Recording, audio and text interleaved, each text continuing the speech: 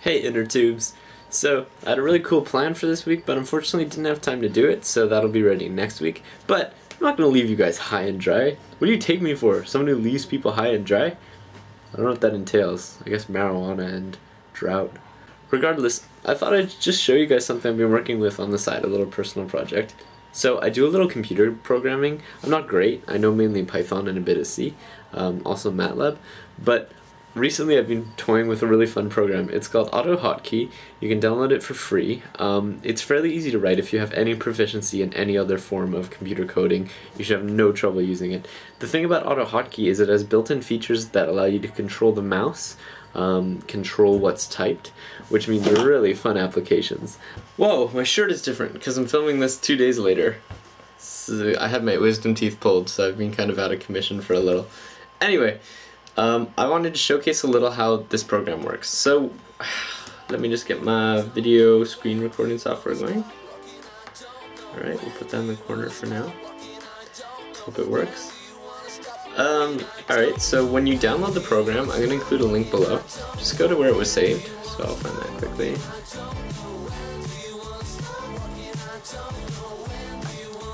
Let's see now. Okay, so there, you can just right click and say new, and then go to AutoHotKey script. When you have a new AutoHotKey script, right click and say edit script. And here, this is where you input the code. You always need to do an initiation button, so you can read on the website how to get started. But basically, you put a button, and when you run a script, so I'll just show you with the script called clicking. When you run it, now the script will start running through itself when you enter the shortcut key you specified. So, to show you what this clicking script does, I'll just show you how it looks. So, it's a really simple loop, and I've told the program to click every time it's in that loop. It's also a good idea to include a kill switch, which I've done in that program. Because one time I didn't include a kill switch and the program went haywire because it was just on an infinite loop and started dragging everything on my desktop. Not very fun. So there's this game on Facebook just to demonstrate. It's called How Fast Can You Click Me?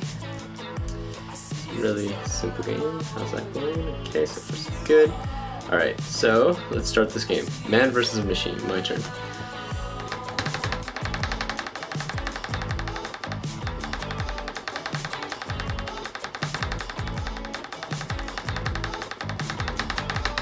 (102). Okay, so I was able to click it 102 times. Now, because I've already started my script, I can activate that script and have it click lots of times. Let's try that. Apple C. I've set Windows C rather to activate it. Should be Apple. Anyway, Apple C, my program gets started. It's a little hardcore, so the computer's lagging, but already after 7 seconds I'm at 1,083 clicks. So I think machine wins in this case. After 6 seconds I'm at 3,526 clicks, and it's still clicking. So I'm gonna click escape to end my program because I don't want it completely freezing my computer. Let's give it a second. Alright, so in 10 seconds I was able to click 7,065 times. A little tiny bit better than my ability to click 102 times without my program. So right away, some cool applications there. I'll show you some other fun stuff that you can do with it. I made another program, and it paints. So it just, you can tell the program to click and drag, and I just have it set so that the program will randomly click and drag to random places on the screen. I'll show you how that looks. So it's just really not too complicated. It just randomly tells the mouse to click to these randomly assigned values, assuming they're within the paint window. Alright, so let's give that one a run. Go to my paint window. Alright, there we go. It's not... So it's printing these nice geometric shapes, but it's more or less random. Kind of abstract, I guess. I don't know if Picasso would really approve, but it's a neat start. So it's just randomly drawing something up. Oh my god, it says help, I'm trapped in a Windows factory.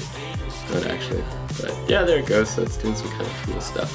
And if you let it run for a while, you might get some kind of neat pattern or message. Bill Gates is evil. Okay, so I'm gonna quit that one. And these are both pretty simple scripts, fairly easy to do. You shouldn't have too much trouble with those. Let me show you a little more hardcore one that I was working on.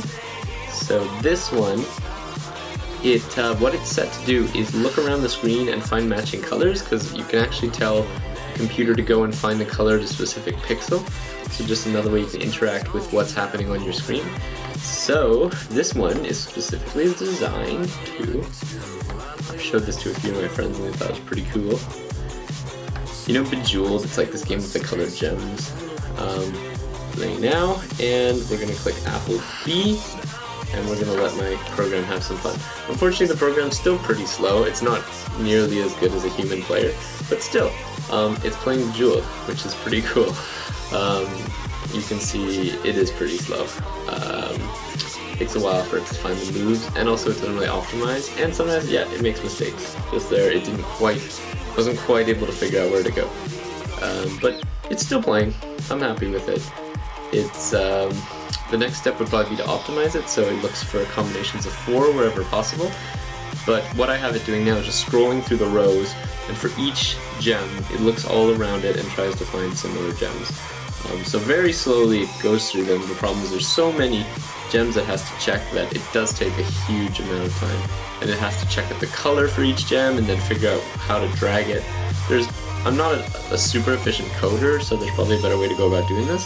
But it's nice to see that it at least plays, you know, even though it plays really slowly. And then you click escape and kill switch the program. So as you can see, there's lots of fun uses for this software. I'm really enjoying it.